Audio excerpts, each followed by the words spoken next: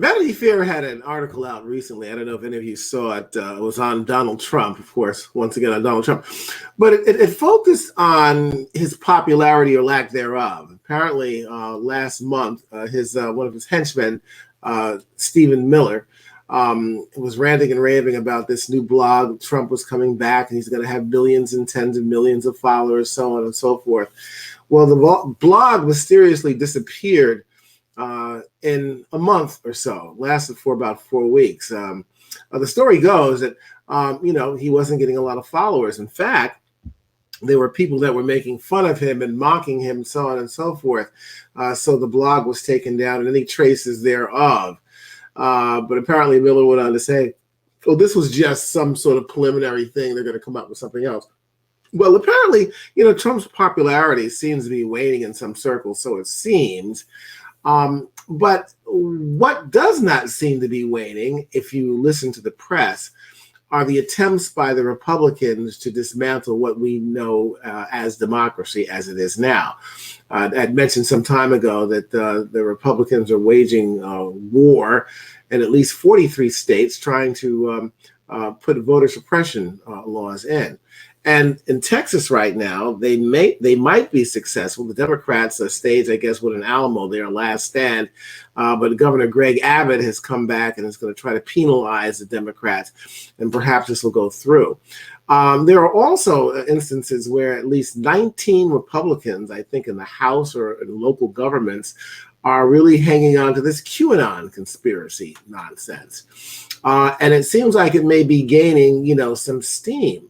The question is, if the Republicans are successful in getting through voter suppression laws, especially in at least 4 states, I think it's Texas, North Carolina to be 2 of those states, there could be some serious problems for people of color, those who are elderly that are trying to vote in, of course, the midterm elections, and of course, the all-important presidential election. In fact, both midterm and the presidential are equally as important at this point.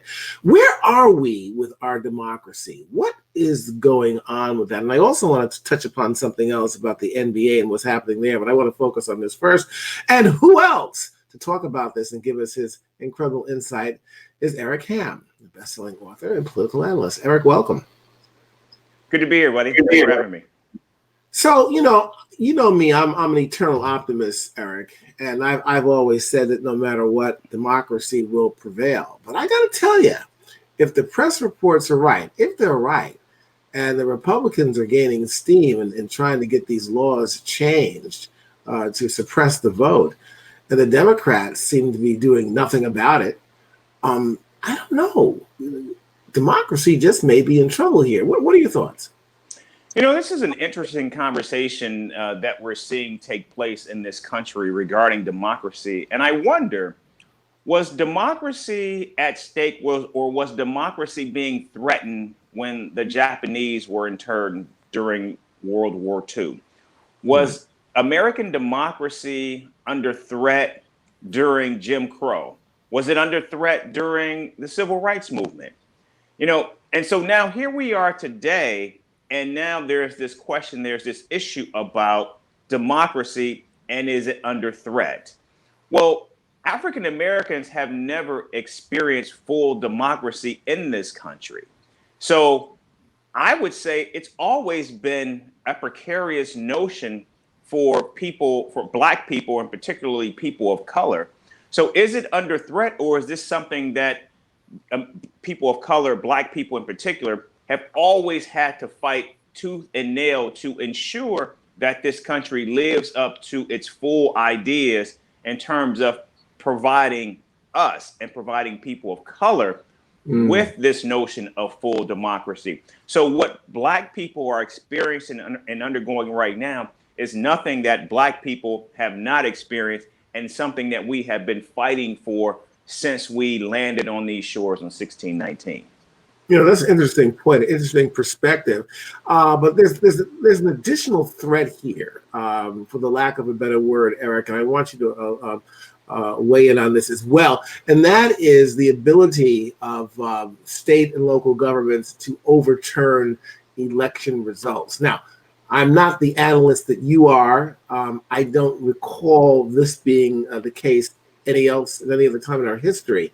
Uh, am I wrong here? And what does that mean? No, you're right. In fact, that is, I think, making this conversation perhaps a bit more challenging and also more daunting when we look at democracy. But again, the reason that this is happening, Julian, is because you're seeing a rapidly shifting demographic with Black people at the forefront. In addition, Black people are now leading the way in one of the two major political parties. And so as a result, what you're seeing is the baby being thrown out with the bathwater as it relates to democracy.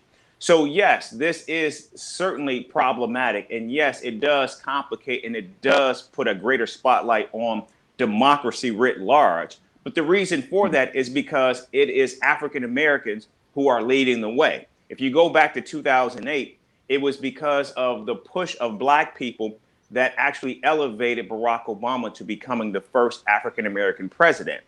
And then if you go to 2020 and you look at traditionally red states such as Georgia and Arizona, it was because of the push of Black people in Georgia and people of color, brown people in Arizona, that led to that movement in terms of now a Democrat being elevated to the White House, and of course a Black woman being the vice president. So what you're seeing is over time the growing political influence and power of Black people. And now what's happening is states are doing whatever they deem necessary to stop that movement, to stop that growth of Black people's influence, even if it means cutting off the democracy that even privileged white people have experienced for so many years.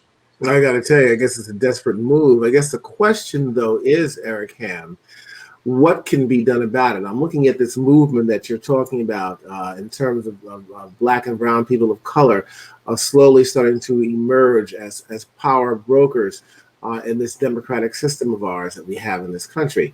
That being said, a tsunami is something that necessarily can't be stopped, no matter how slow or fast it goes. But the question is there any fight back? Is there anything that the Democrats can do? Beto O'Rourke was talking recently about this, and he says, if we only have like a month left or whatever to see and witness democracy as we know it, because if the Democrats don't step up to the plate, democracy as we know it in this country will no longer exist. A rather fatalistic attitude or approach to this. Is it that bad, or is there anything that the Democrats can do to counteract what the Republicans are doing in these state and local governments? Child, please. Black folks have been struggling trying to get democracy for 400 years. Now you just got some white Democrats who are under the threat now, and now it's become a problem. So this is not something new. But here's where I don't agree with, you've got a month before something changes. I do believe that 2022 is going to be the tell-all, because in order for Democrats to get voting rights legislation passed, they're going to have to abolish the filibuster in order to make a concession to get it through the Senate. And right now, Kristen Sinema of Arizona and Joe Manchin of West Virginia simply are not there. So in order for things to change, what's going to happen is Democrats are going to have to maintain control of the House in 2022, and they're going to have to expand their majority in 2022 in order to, I think, push it through. Because then you will have at least 51 senators who will back the idea of abolishing the filibuster to advance voting rights legislation in the Senate. And so I do believe that is doable, because I do believe Democrats will pick up more seats in the Senate in 2022, despite what everyone is saying, that they believe it's a foregone conclusion that Republicans are going to pick up seats, because that's what historically has happened. But I think we're in a different time, in a different political environment right now, that I do believe, at least in the Senate, they can expand that. And when that happens, you're going to see just how powerless and how helpless both Kristen Sinema and Joe Manchin are, because Kristen Sinema in particular is up in 2024. And I don't believe any Democrats are going to come to her aid, number one. And number two, you're already seeing a number of people planning to run against her. Well, I'll use your words. Child, please. I hope you're right. And as far as cinema and magic are concerned, I call them the two magpies, Heckle and Jekyll. I think their days are probably numbered. Two cartoon characters. I tell you, they're really kind of funny on the cartoon scene. Listen, I do hope that you're right on this. That's just my personal thing. I don't know how other people view the show, but let's hope that these things come through. Look, let's moving on from this for a minute here, just quickly, and a couple other things. What in the world is happening in this country? Is it like post-pandemic psychosis or whatever?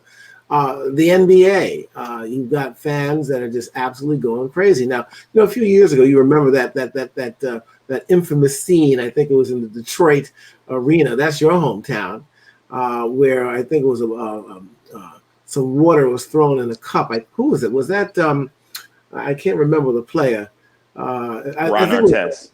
Ron Artest. That's right. What do they call him now? What did he name himself? Meta World Peace. I'm embarrassed because he comes from my borough of Queens, but whatever. Anyway, so they go up into the stands. Of course, a big deal is made out of it. But recently, Trae Young, and in New York, my hometown, he's spit upon by a fan. Washington Wizards, someone runs out onto the court. Popcorn is thrown on Russell Westbrook. What in the world is going on? I think again, all of this can go back to what happened in 2020. 2020 was a watershed moment because again, it showed the power, it showed the breadth and depth of what Black people can do when Black people are unified. With the death of George Floyd and the Black Lives Matter movement, that became a global movement, and it was powered by Black people. That put the fear in a lot of people to see that level of influence. And so what you saw or what you're seeing now are these players not only exercising their power, their right, and using their voice. And now what you're seeing are fans pushing back, saying basically shut up and dribble. And also, I think because they purchased tickets, they feel as though they have some level of authority over these players, that somehow they can tell them what to do because they have the power of the purse by buying a ticket. And so somehow that means that these players are now puppets to them, which means they can be treated how they choose. It's no different than what we're seeing with Naomi Osaka, who decided that for her social anxiety reasons, she refused to do press. And then rather than trying to have a conversation with her, what you saw were the four majors come down on her like an anvil.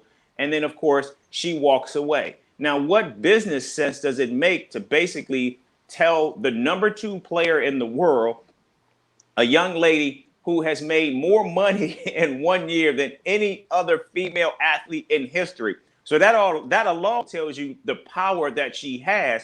But now what you're seeing a system that continues to push back on Black and brown bodies for speaking out to the systemic racism, the systemic injustice that continues to plague this country. And that's why we are seeing fans and institutions act the way they are. It's no different than what Nicole Hannah-Jones is going through with the University of North Carolina over this issue of tenure, because again, people are deathly threatened by her voice and by the 1619 Project, which speaks to and centers not just Black history, but American history for what it is and for what it has always been.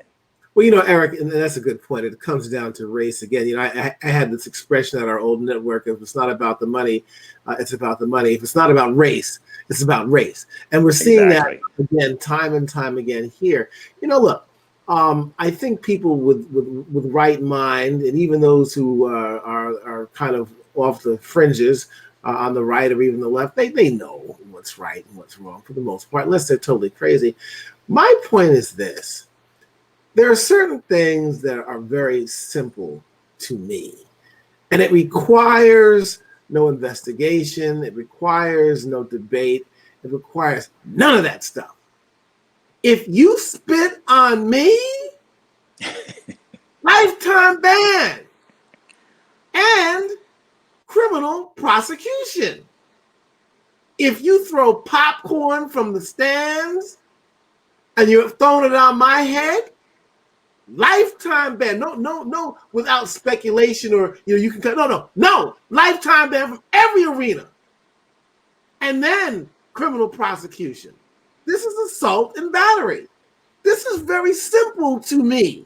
And I don't understand why it's not simple to the powers that be just to enact justice as justice should be enacted on fans who think that they can do what they want to other human beings. I just don't understand. This is simple, but it doesn't seem to be simple to some folks who have the power to do something about it, like Silver and the NBA. Ban them and then arrest them. It would stop this stuff immediately, Eric. I agree. I completely agree.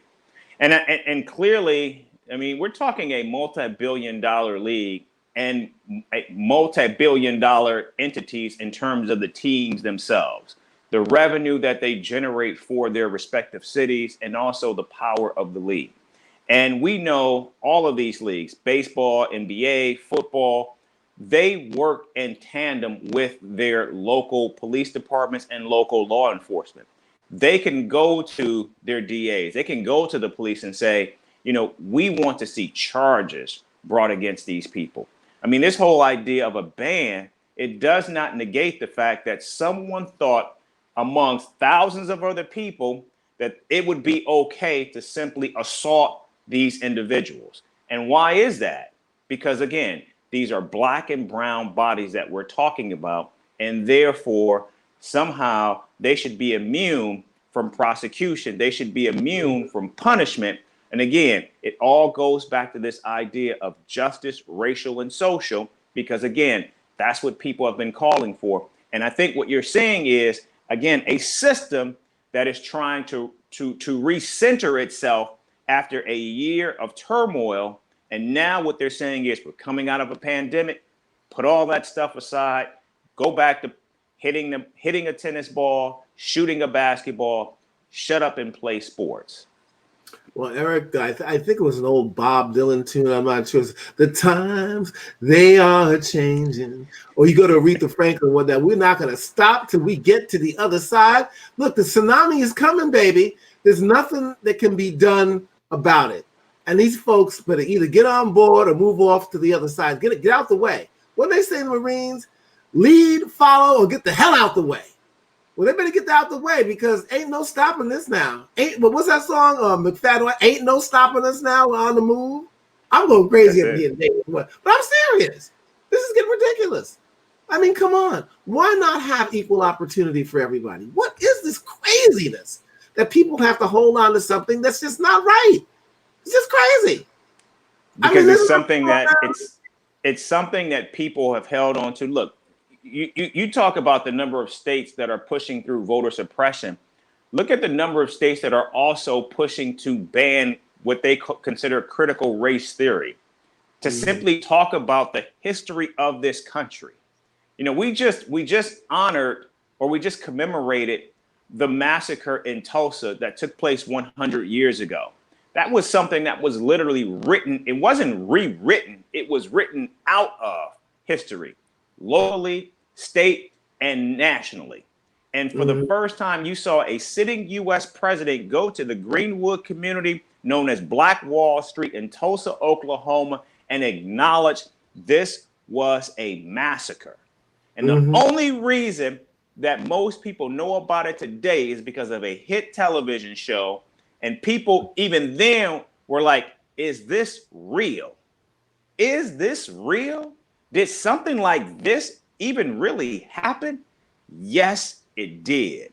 And that is American history. That is not just Black history. That is American history, because the massacre was perpetrated by white people. And what needs to happen, Julian, is we need to stop making this as if Black people need to continue to talk about this and come up with the solutions. It is systemic racism is something that has largely been perpetrated by white people. by Right. people in power, systems in power. And it is those voices that need to own this. It is those voices that need to be at the table to address this. The state of California now has a commission to study reparations, and the majority of the people on that commission are Black people. That's all fine and good, but you also need to have white people there because they have been the culprits of this. They have been the aggressors in this. And so it's not just when you continue to have Black people at the table, which you should, you keep making it a Black issue. This is not just a Black issue.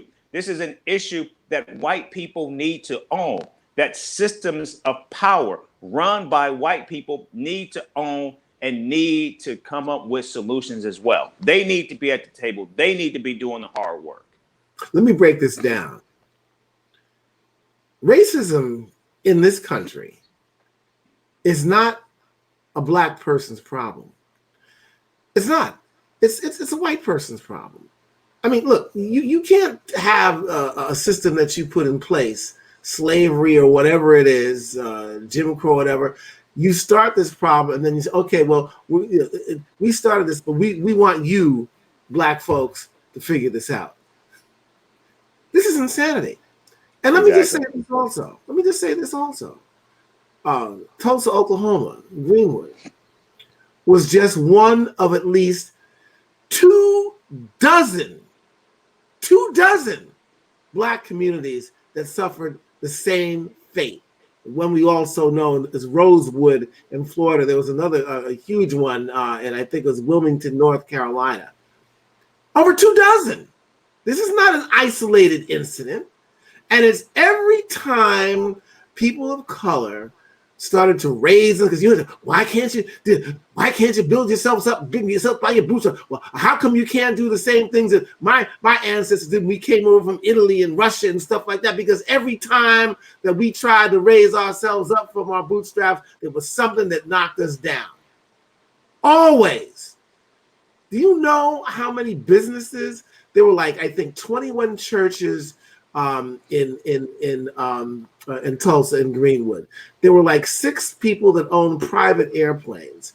There were like 200 businesses, barbershops, restaurants, all sorts of things. A thriving community. They weren't bothering nobody. They were just trying to get their idea and a piece of the American pie, just like everybody else. And the first time that anybody can remember, and the only time in American history where bombs were dropped on American people, on American soil from airplanes. You know, I got to tell you, there's got to be a reckoning in this country. You know, there's got to be. You know, one way or another, you know, there's going to be some justice. But I hope some more people wake up. You know, these young folks seem to have woken up in a sense. We looked at the George Floyd protests here in the United States and around the country. You know, there were a lot of white folks involved in that. And white folks have been involved in our struggle for a long time. A number of people have, but I'm talking about in huge numbers now. But there's got to be a reckoning. And some of these old folk, just like my father said from Carroll, Illinois, maybe they just got to die off. You know, just die off. Just get out of here. Get off the planet. You know, and so we can move on with some levity here. You know, and some justice in this country. Look, we got a lot to talk about. I want to keep on this topic, Eric, of this voter suppression. And keep our foot on the heads. I'm not going to say the necks of people, but just to make sure that we're on point with this, because we're not going to let this go. And we're just going to hammer this thing away. Look, thanks for coming on board, buddy. Glad to see you back. And we'll see you, hopefully next week, okay? Okay, sounds good. Thanks, buddy. All right. You know, when it comes to a reckoning of things, there has to be people who are willing to have an open mind and look at themselves. I'm going to close with this because this is the point with all this. There's a friend of mine. He's a friend. He's a Trumper. He's drank the poison like everybody else. We were talking about the opioid epidemic, the heroin epidemic that exists now, primarily more so in white communities in this country. And this guy is a retired police officer, worked in Hell's Kitchen, New York, one of the toughest areas back then when he was working. And he was going on and on and on about, somebody that we know, their son died. It looked like it was an overdose of heroin. And oh my God, these kids, these poor kids, and they're killing themselves, and whatever. And I've been looking at this. It's not just him. Recently, there's been special programs on the heroin epidemic and all this stuff. And this is, of course, after it hit the white community. See. Because when heroin was a problem in the black community, oh, look at those nasty people, throw them in jail. It was a criminal thing. Now, you're bringing in the psychologists and said, come on, And I told him, look, I obviously, as a minister, I have feelings for everyone, sincerely so. But where was the empathy for black people when they were going through this? Now all of a sudden it's hit the white community in rural areas and all this stuff. Oh, now we have to take a look at this. It's a totally different thing, as if it wasn't for us as black people. There has got to be a reckoning. And when I mentioned this to this gentleman, he quickly changed the subject to something else. He wasn't willing to listen, or his mind was cauterized. I guess there are people that are like that, but something has got to happen. I think there are good things happening despite everything that we see spiritually, I believe, and that's another topic. There's an awakening and there's a war going on, but I believe that we win. I'm not just saying this we as black people, we as human beings, all of us who want to get rid of having to look at color and just look at each other as human beings, the content of our character, not the color of our skin, that Martin Luther King so eloquently talked about back in the 60s. And we're still dealing with the same nonsense now. The reckoning. Let's keep our eyes on the prize, and let's keep on point. We'll see you next week.